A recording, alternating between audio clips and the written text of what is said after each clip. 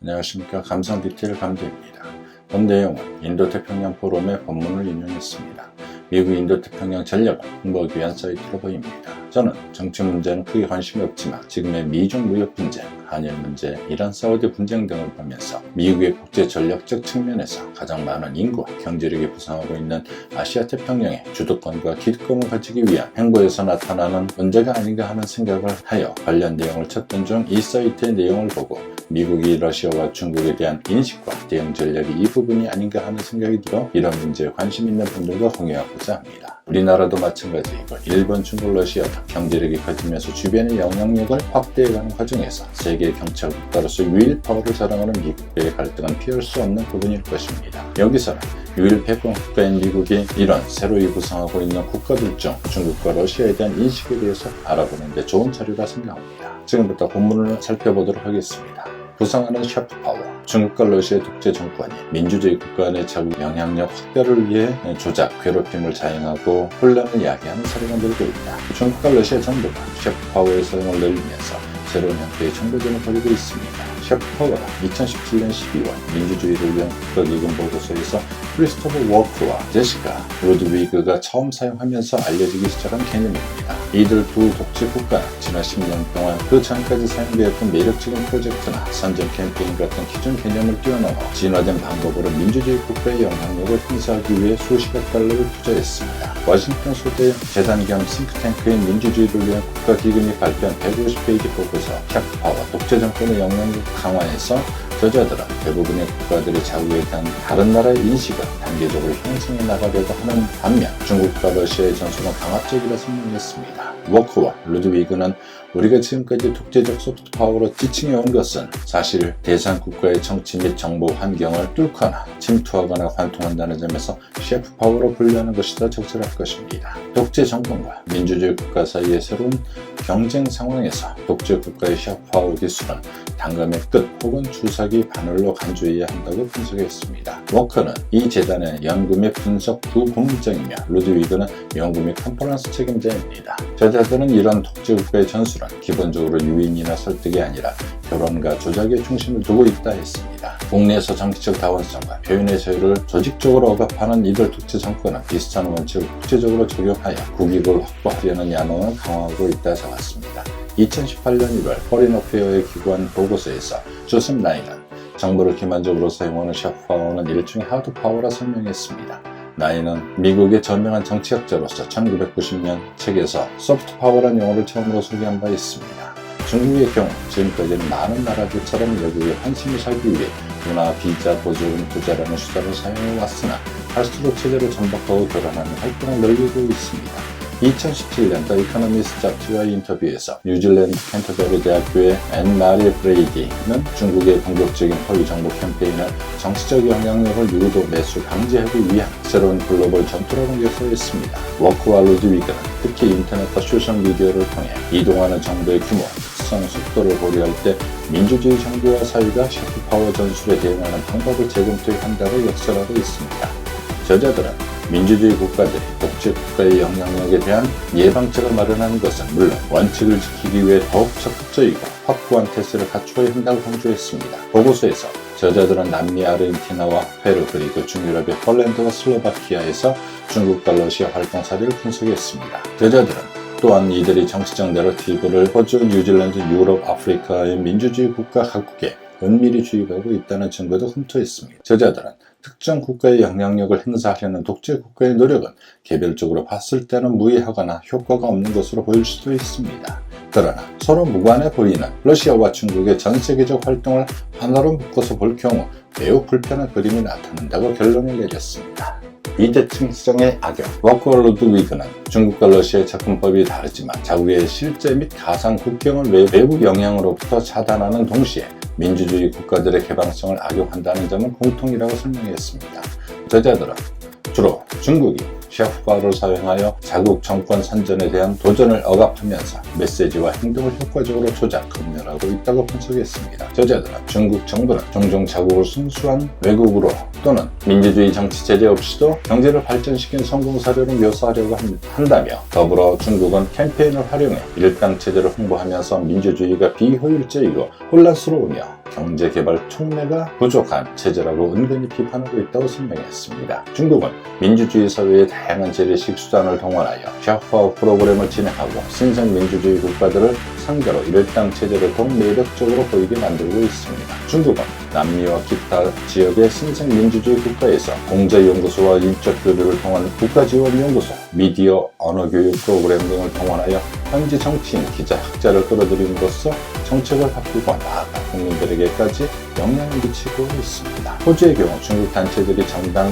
개별 후보 대학의 기부 활동을 벌이고 신문 지면을 공유하여 국가 정책을 홍보하는 동시에 중국인 유학생을 통지하여 호주 캠퍼스 내 논쟁을 억압했다고 다양한 언론이 보도하고 있습니다. 아이러니하게도 중국과 러시아의 시민사회에서는 그러한 경로가 막혀 있으나 신생민주주의 국가 현지에는 이러한 사실이 대부분 알려져 있지 않습니다. 저자들은 중국과 러시아의 이러한 노력은 민주주의 체제의 진화에 협력을 촉진하고 독재 정권에 대한 비판을 무력화하려는 큰 목표의 일부라고 설명했습니다. 더불어 저자들은 중국이 반체제 인사나 비판적 목소리를 잠재우기 위해 역사적으로 해왔던 것처럼 현재 중국의 이민자와 그 지지자들에게 종종 압력을 행사한다는 점도 확인했습니다.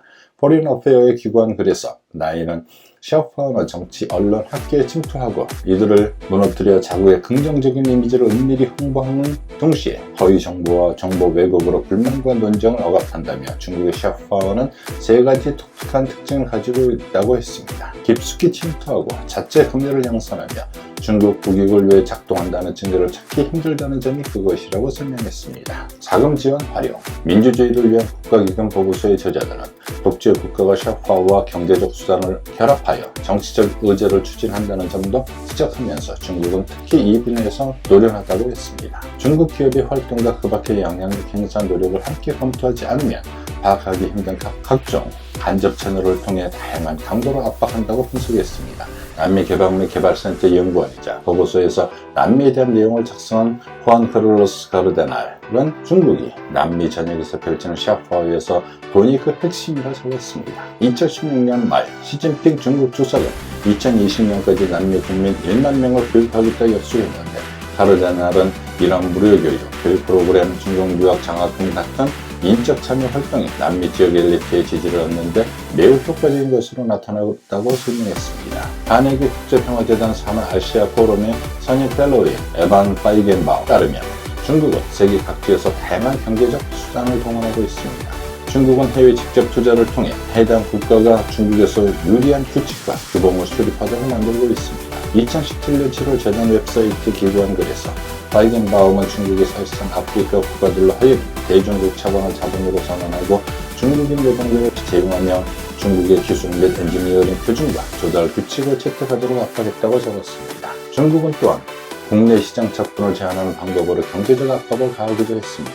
예를 들어 중국은 껌 제조사 겸 대형 소매업체인 한국 롯데그룹이 한국 정부에게 고고도 미사일 방어체계 사드 후대형 토지를 제공하자 롯데그룹의 활동을 차단시켰습니다. 로이터에 따르면 2017년 2월 토지계약이 체결된 후 수개월 만에 중국 규제 당국은 소방법 위반을 구실로 중국 내 112개 롯데마트 매장 대부분을 퇴출시켰습니다. 중국은 징벌적인 접근법도 동원합니다. 파이겐바움은 2017년 11월 몽골이 달라이라마의 울란바토르 방문을 허가하자 중국이 몽골의 대중국 수출품에 대해 관세를 부과한 사실을 지적했습니다.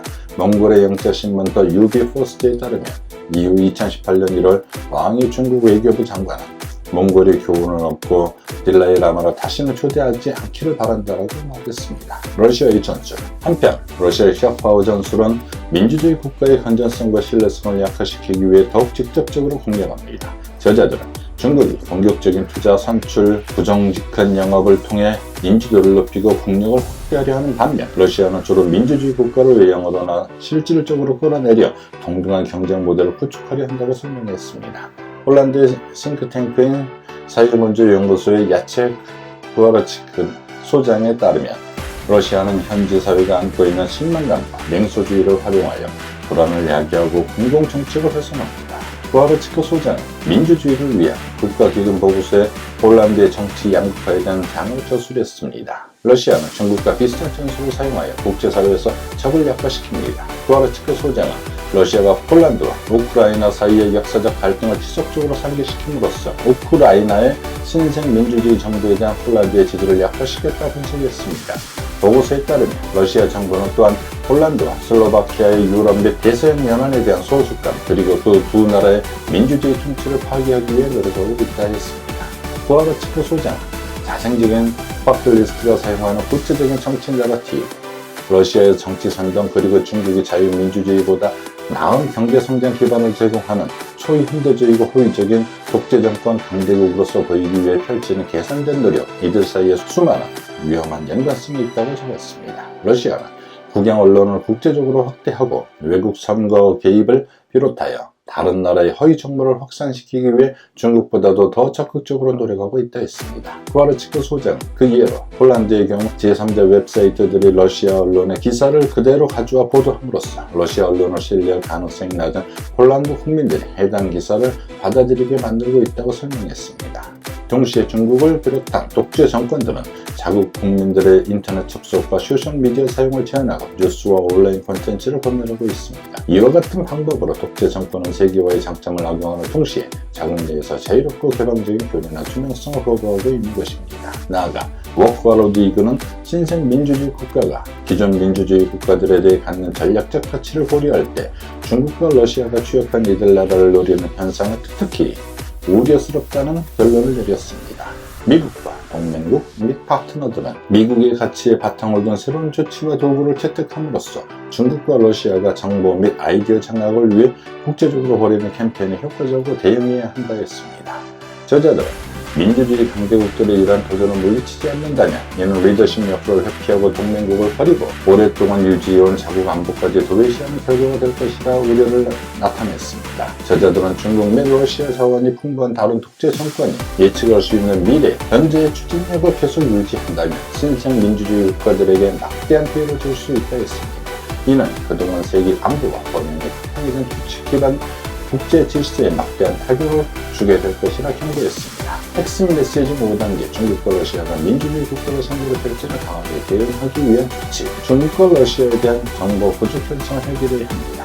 조사 대상 민주주의 국가 4곳의 경우 중국의 정치 체계와 외교 정책 전략에 대한 정보가 매우 제한된 상태로 중국을 제대로 이해하고 국민에게 알릴 수 있는 언론인, 편집자, 정책 전문가를 거의 찾아볼 수 없습니다. 남미의 러시아에 대한 인식도 마찬가지이며 단 중유럽은 현재 러시아에 대한 비교적 잘 알고 있는 것으로 나타났습니다. 독재 정권의 영향과 실상을 밝혀야 합니다. 중국과 러시아의 샤프파워 전술은 주로 위장술에 의존하고 있습니다. 즉 국가 주도 프로젝트를 상업 미디어 혹은 풀뿌리 조직의 활동인 것처럼 속이거나 현지 단체를 해외 조작용 선전 도구로 이용하는 것입니다. 이러한 부당한 속임수에 대응하기 위해서는 민주주의 국가의 감시자들이 그 실상을 집중적으로 드러내고 종합적으로 분석해야 한다 했습니다. 악의적으로 독재 정권의 영향으로부터 민주주의 사회를 방어해야 합니다. 일단 독재 정권의 영향력 확장 기법과 특성이 노출되면 민주주의 국가는 자체적으로 내부 방어 체계를 구축해야 합니다. 독재 정권의 전술은 민주주의 사회의 정치 지도자, 사상자, 기타 정보 게이트키퍼와 관계를 구축해 나가는 것으로 러시아와 중국도 민주주의 체제 내부에 침투하여 지지자를 확보하고 독재 정권에 대한 비판을 무력화하고 있습니다. 민주주의 가치와 이상에 대한 지지를 재확인해야 합니다. 독재 정권의 샤프파워 추진 목표 중 하나가 반자유적인 정부를 합법화하는 것이라면 이는 민주주의 정부와 그 국민들이 민주주의 원칙을 지키지 못하는 한도에서는 가능합니다. 민주주의 국가의 최고 지도자들은 민주주의 이성을 분명하고 일관되게 지지하면서 민주주의 행동 규정을 명확히 규정해야 합니다. 소프트 파워의 개념은 재규정해야 합니다. 마지막으로 언론인, 싱크탱크 분석가, 기타 정책 전문가들은 독재 정권이 추구하는 목표가 파괴적이고 체제의 전폭적인 샤프파워를 사용하여 민주주의 국가에 실질적인 피해를 입히는 것임을 인식해야 합니다. 냉전 종료 후 사용되어 개념적 용어인 소프트파워는 현 상황을 설명하는 데 더 이상 적절하지 않은 것으로 보입니다. 이상의 지금까지 기사의 본문을 살펴보았습니다. 각자의 판단이 다를 수 있겠지만 미국이 러시아와 중국의 전략은 샤프파워로 정의하고 이에 대한 대응 전략을 고민하고자 하는 기고문이라 생각합니다. 지금까지 청취해 주셔서 감사합니다. 감성 디테일 감기였습니다.